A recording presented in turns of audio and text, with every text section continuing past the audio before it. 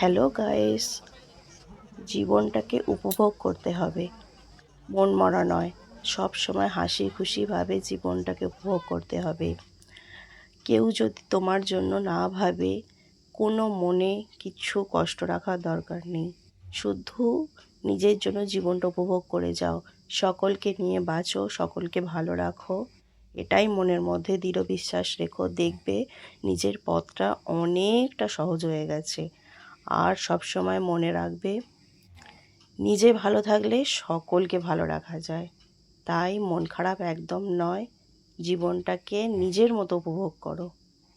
কারোর জন্য মন খারাপ করার কোনো প্রয়োজন নেই। মানুষ কি, মানুষ হলো যতক্ষণ তুমি দিতে পারবে ততক্ষণ তোমার সুনাম করবে। যখন তুমি দিতে পারবে না, তখন তোমায় কোনো অস্তিত্বই সে রাখতে চাইবে না। তাই নিজেকে যতটা পারো হাসি খুশি